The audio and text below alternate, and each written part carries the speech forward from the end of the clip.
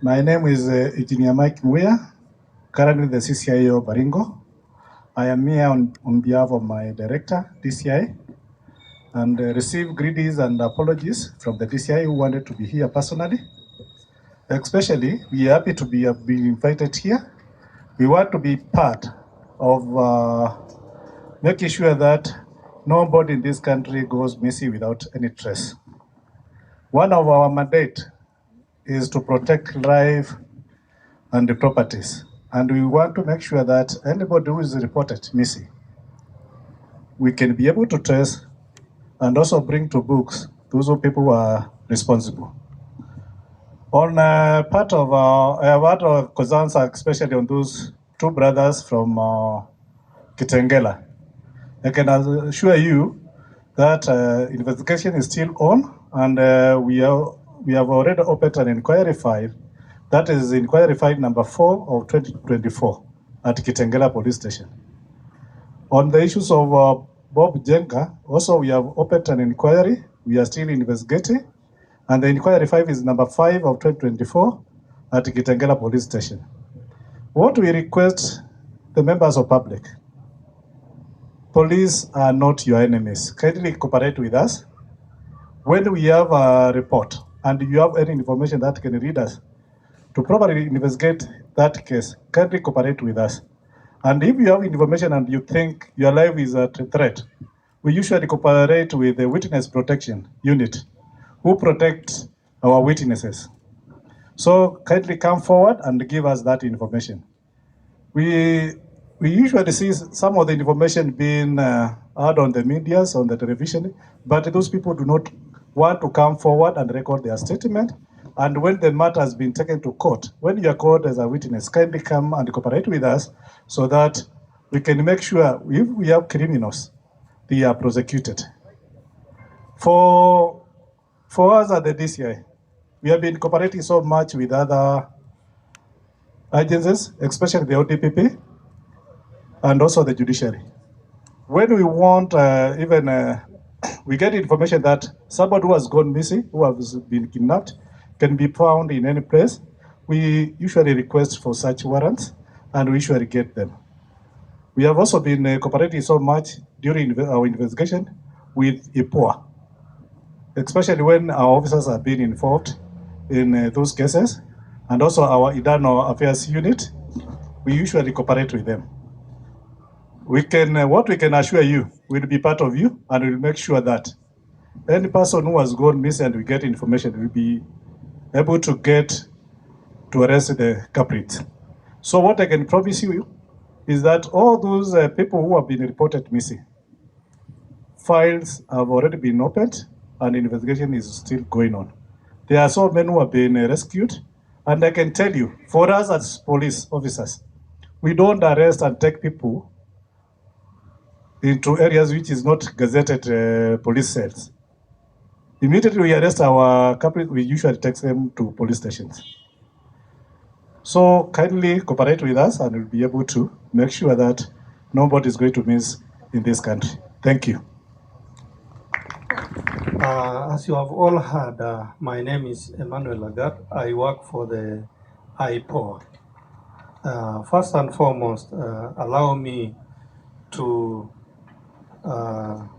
extend gratitude from my CEO and the board of IPOA, who allowed me to come here and to partner with you to celebrate this day, the International Day of Victims of Enforced Disappearance.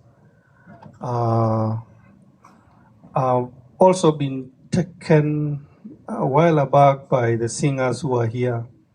Very emotional. The message, though you see, I'm not Gen Z, probably these are the generation where we are likely to be told that we may have failed in one way or another. But all in all, matters enforced disappearance, or even the disappearance of any person. There is no law in this world that allows that. And take it that whoever is doing that is doing it against the law, and such a person should be arrested and prosecuted. It doesn't matter whether that person is a law enforcement officer or a civilian who purports to be a police officer or a law enforcement officer, or even a criminal gang that takes advantage of such situations and then perform things to depict that those are members of the National Police Service or any other law enforcement officer. As IPOA, we do oversight the National Police Service. We do monitor the operations, we do receive complaints, we investigate cases that are reported to us. The issue here today is on enforced disappearances. Yes, we have received several cases of enforced disappearance dating back to as far as 2013. One thing as an investigator that becomes so difficult to investigate those cases is the manner in which they happen. And a lot of people would fear to come out and express and say, I saw this is what was happening. I remember during the Gen Z demonstrations recently, thank God everything is now cool. When we call for evidence, when we call for people, any persons to come and record statements with us, our own children, Gen Z told us that we have placed everything in the social media. Yes, that is good information, but my brother from ODPP will tell you that when it comes to processing that in a court of law, then that is found in the social media, if not properly processed, and the person who placed it there not known, is not evidence at all. So somehow we know this is the truth, but when we are investigating, we must have the facts. So we are calling upon any person who has information on anything, on any abduction, on any killing, to come forth. And surely we will do a statement with you. And one day you will be allowed to give your testimony in a court of law. So the current procedure when it comes to the criminal justice system is that evidence must be processed in a given way. And if an offense has been committed, then it must be proven beyond any reasonable doubt that indeed the person who is accused is the one who actually committed the offense. So there is that is needed, and I just thought that I needed to inform all of us so that we can work together. Now, on the issue of abductions and enforced disappearances, where the police are involved, that is where we come in. And I will still call for evidence. We are stuck with some of the cases that we have. We are thinking, even the government, when it came into power, was thinking about opening an inquiry to be able to process those cases. Those are persons who are out there. Those are persons who cannot be found. We know the agony that the family members are going through, and it is actually not good, especially in the 21st century, where we ought to be your brother's keeper. We ought to be observing the human rights issues worldwide over, and the sanctity of life must always prevail. Every day, as my colleague from the National Police Service has said, we are always reaching out to them for information with regard to the cases that we are investigating. We also reach out to the Director of Public Prosecution to be able to review our files and tell us that this is good to go, this is not good to go, you still need to go back and cover this area. Once we are in court, then the judiciary takes over now as an independent party to be able to hear our cases. So our key stakeholders are those three when it comes to the criminal justice system, including the prison that now takes care of those who've been convicted. Just for information, if we look at the IPOA reports, you realize that we have slightly over 160 cases that are ongoing in court pertaining to officers who have abused or violated the rights of persons in this country. 160. You can imagine what the service would say. 160 officers is enough to be able to take care of our country. But because of those errors that they did, then they are being held accountable. So one way of IPOA ensuring that there is accountability is carrying out that investigation and holding culpable officers and taking them to go to sea. That is where justice is done. Now, another one is that we have the issues of psychosocial support for the people who are going through trauma, through certain difficulties because their loved ones have been injured in one way or another or have been killed. We normally provide psychosocial support. IJM, the sponsor of this event, has always been available for us. And then we have many other organizations that also assist in that line. So that we have a wide network from the social justice centers who speak to the people on the ground to be able to come forward and share their stories. And then they bring them as witnesses. We must say thank you to the social justice centers. But we believe that going forward and into the future, and actually beginning from today, the issue of enforced disappearance should disappear. That is the call, and it should stop because it is unacceptable, it is unlawful, it is not good at all. We need to live in a free society. Thank you so much. I'll be available for any person who would want to share information with me. I'll be seated over there. Thank you and God bless all of you. Asante sana. Kwa majina ni vile mlivyoambiwa, naitwa Mark Barasa kutoka kwa ofisi ya mkurugenzi wa mashtaka ya umma, na tunafurahi sana kwa kualikwa kuja kuwa pamoja nanyi katika siku hii ya leo. So thank you very much, Missing Persons Organization and IJM for inviting us to this very, very impactful function. I would like to read a speech by the Office of the Director of Public Prosecutions to mark this International Day of the Victims of Enforced Disappearance. Victims of enforced disappearances require urgent responses and concerted action. To mark the International Day of the Victims of Enforced Disappearances, Office of the Director of Public Prosecutions joins hands with all stakeholders in the fight against enforced disappearances. As an office, we renew our solidarity with victims of enforced disappearance.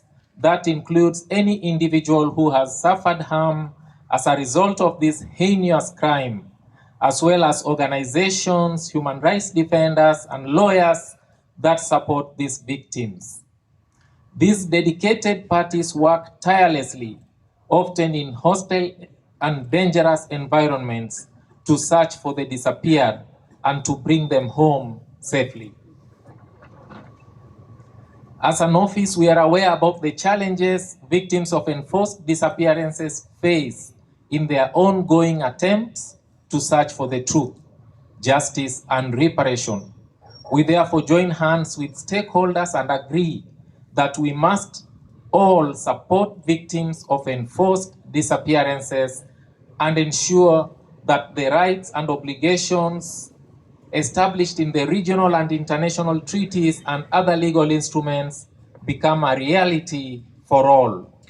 We must come up with a strategy and concrete plans to end this heinous crime.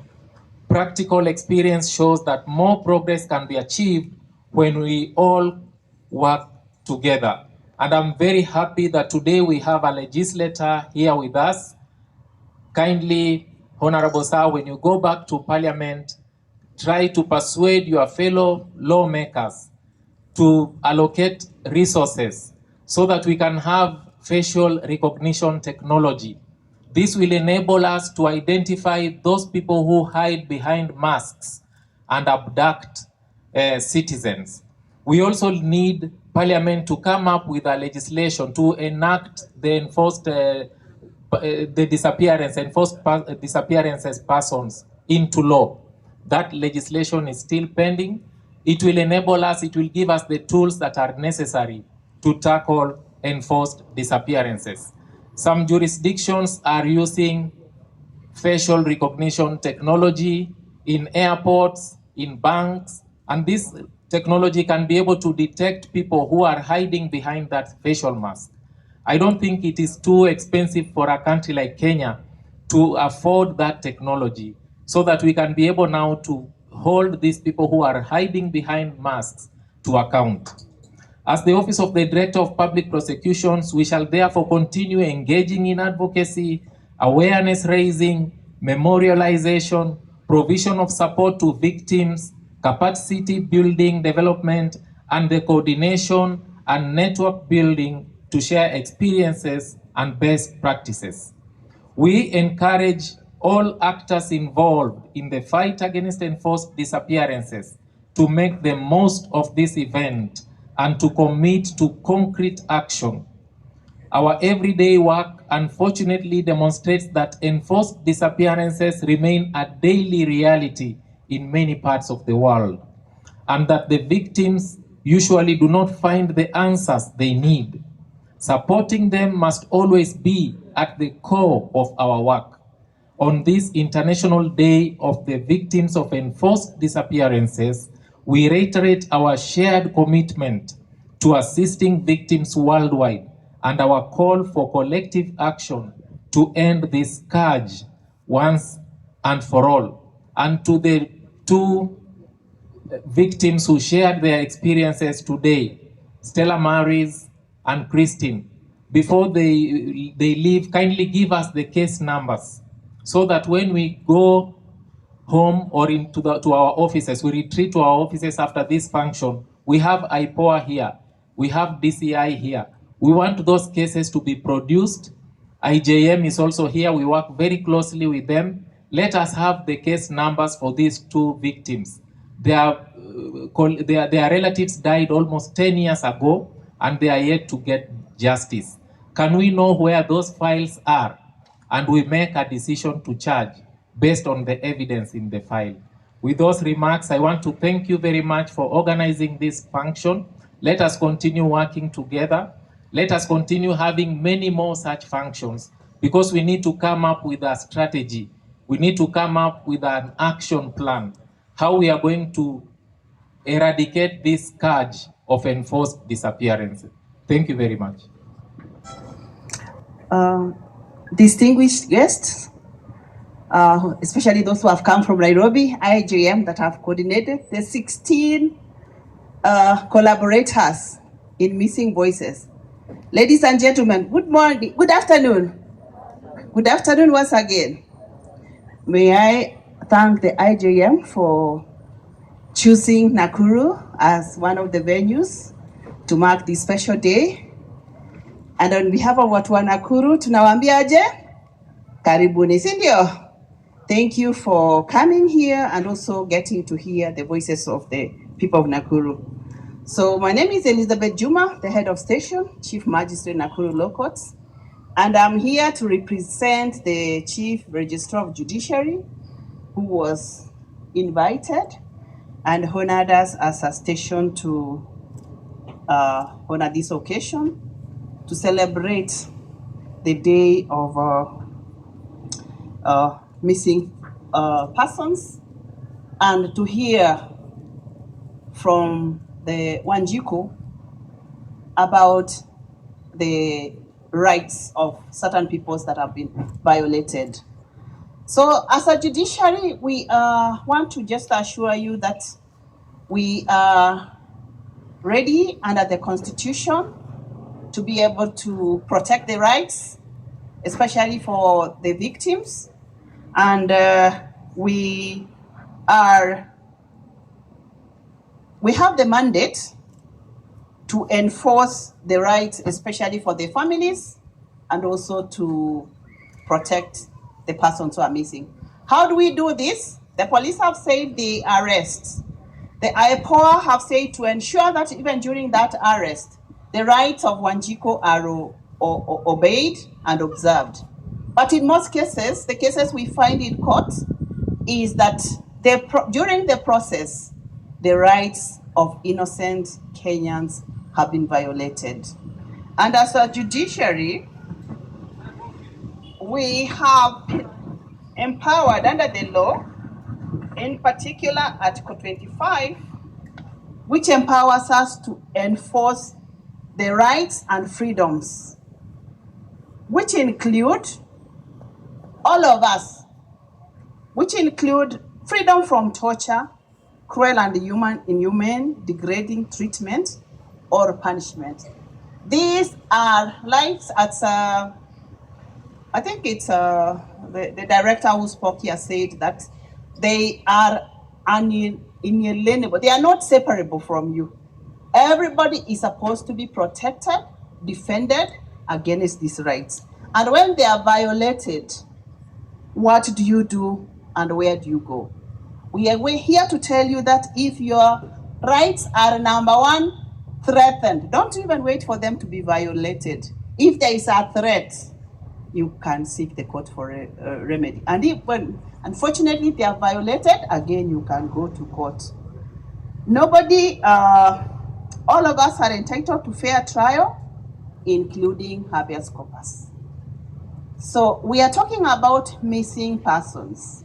As a judiciary, we're saying there is this through, of course, Madam Anne, you know, you can come to court and seek for the person to be produced, and the court will issue that habeas corpus.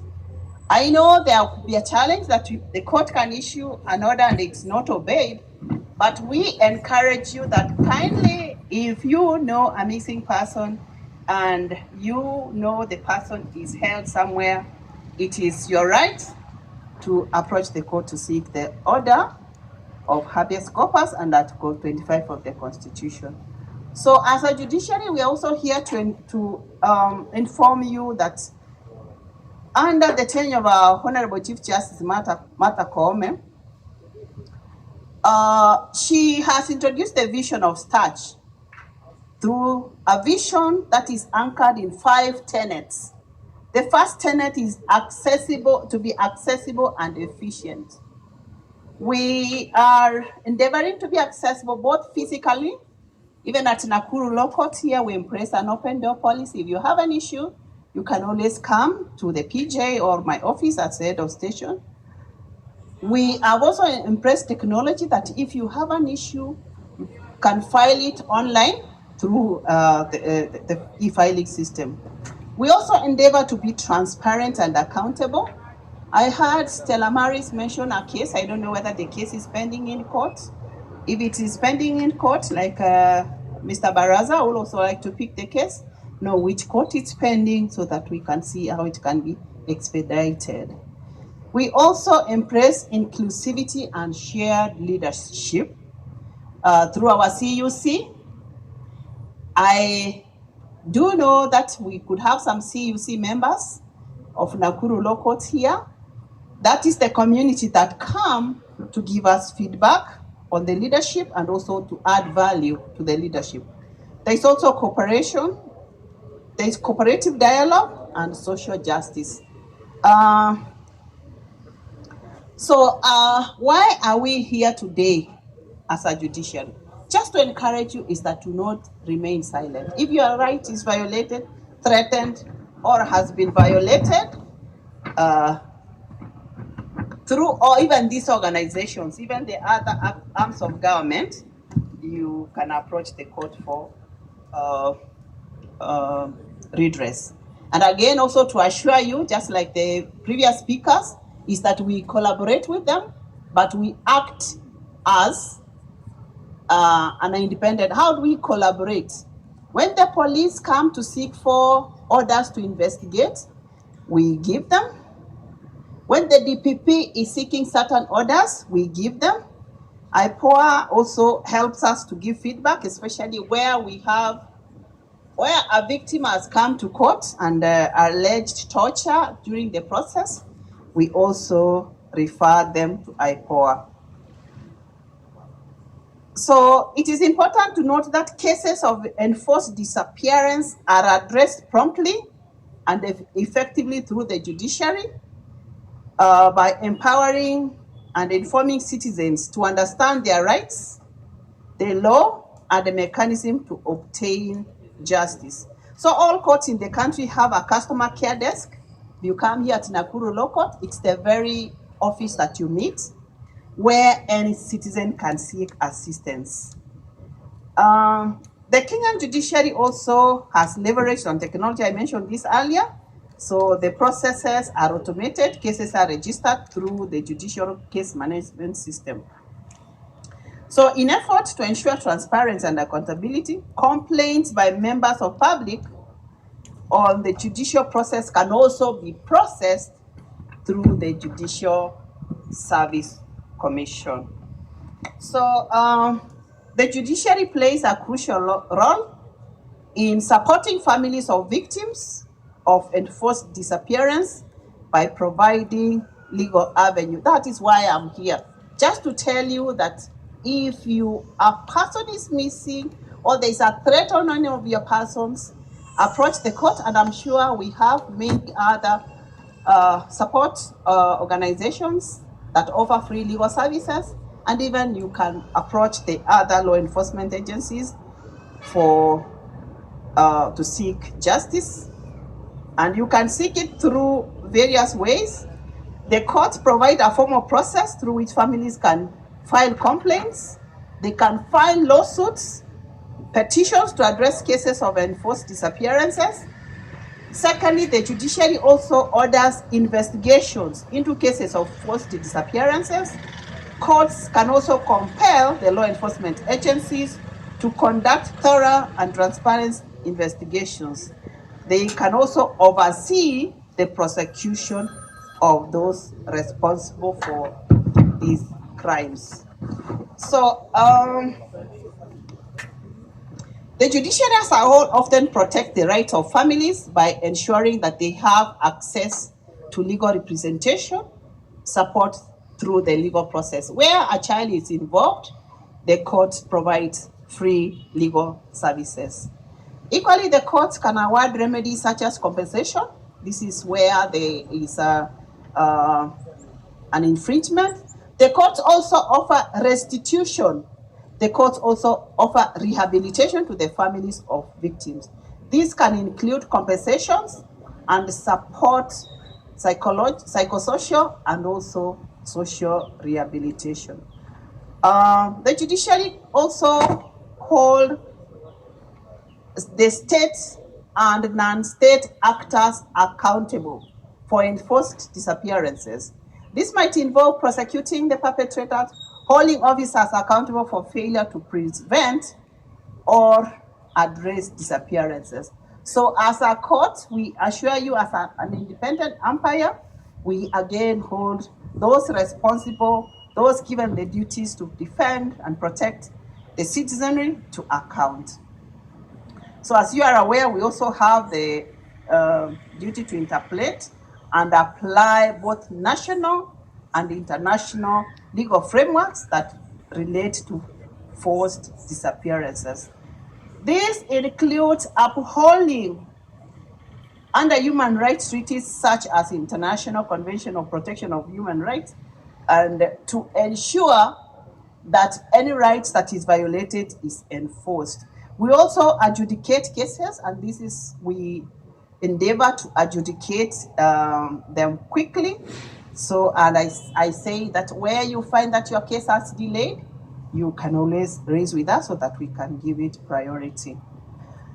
The judiciary is an independent arm of government, so we ensure impartiality in handling cases, especially in forced disappearance, by ensuring that the decisions are made based on evidence, the rule of law, rather than political and social pressure. I heard the officer from IPOA mentioning about evidence, so that we do not want to make decisions that are not based on the law. So, we have the powers to issue, as courts, to issue interim orders to protect rights and families. So do not wait until it is so late. If you feel there is a threat, you can still approach the court for interim orders, which include temporary measures for safety of the families or temporary orders to prevent further violations. So in collaboration with other institutions, the judiciary also offers legal aid, advocacy to families. These services help families to navigate the legal system and help them to cope with emotional and psychological impact of enforced disappearances. So in policy, we also try to make rulings and judgments that the courts have set, which is a precedent. So that's what Stella Maris mentioned and Sister Christine. When they tell you their story, if you are going through such a situation, you hear the court made a certain decision, it encourages you to follow such precedent.